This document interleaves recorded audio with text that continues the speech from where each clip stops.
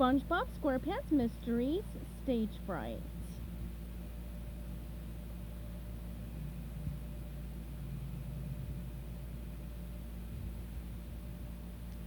Chapter 27. Where the bad guys go, the detectives follow, even if the bad guys go somewhere deep, dark, and scary.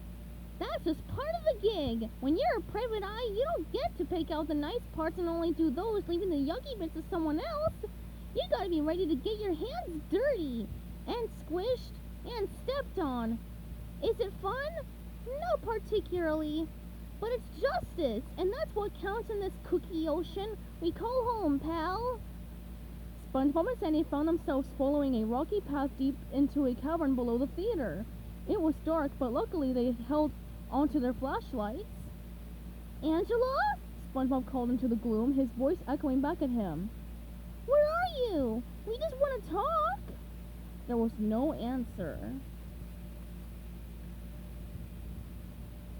The detectives cautiously made their way down the stone slope. The cavern was huge, opening out below them. At last they seemed to reach the floor of the chamber. They swept their beams of light around, trying to spot Angela, but all they saw were rough boulders and steep walls of rock. Angela! Sandy shouted. Come on out! But it wasn't a fair maiden who emerged from the shadows. It was a monster! The same monster who chased them through Old Man Jenkins's fields.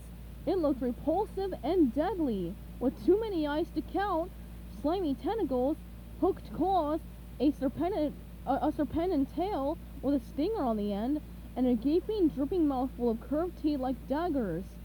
Roar! The beast lunged at the detectives. They ran from the grotesque creature, dodging around stone columns and piles of rocks. But there was nowhere to go. The monster was between them and the path leading back up to the orchestra pit. It cornered them, rearing back on its 6 hind legs, waving its 4 arms and giving another ear-splitting roar. Roar! SpongeBob leaped out in front of the gigantic creature, shining his flashlight in its eyes. Be gone, foul beast! He shouted, trying to sound masterful, but the monster wasn't going anywhere. SpongeBob's flashlight didn't seem to faze it at all. Hi-ya! Sandy yelled, flying through the air with her hands up, ready to deliver some expert karate. She landed a kick and quickly followed that up with a whirlwind of chops. The monster tried to fight back, swatting at Sandy with its claws, snapping its long fangs. But Sandy was too quick for the beast, spinning and twirling just out of reach, dodging its blows and then darting in to deliver more whacks of her own. The monster cowered, covering its head with its arms and starting to whimper. SpongeBob was about to jump in and add his own karate chops when he heard Angela behind him. Stop! Don't hurt James! She wailed. Sandy paused her attack.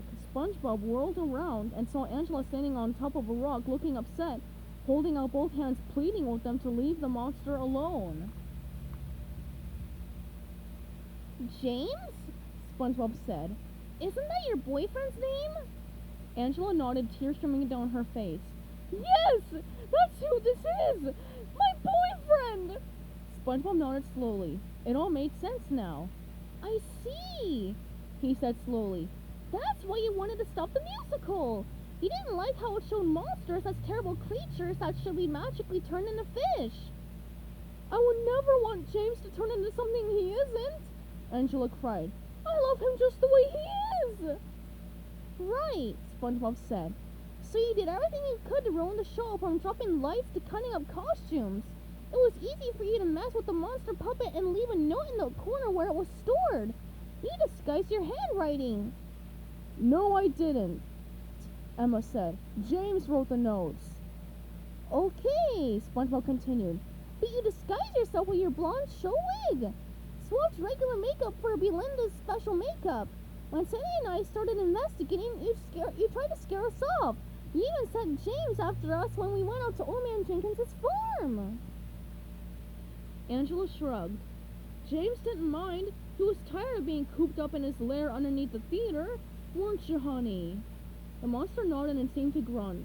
Oh-ho! What are you going to do? Angela asked. Turn us over to the police?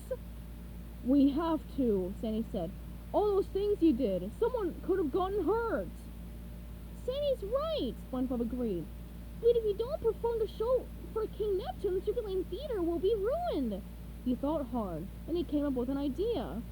Angela, what if I got Martin Gerardo to change the ending so the maiden and the fair so the maiden and the monster ended up together without the monster changing into a fish? Then everyone would see that it's best to be who you are and it's okay to fall in love with a monster. Angela thought about it, then she smiled.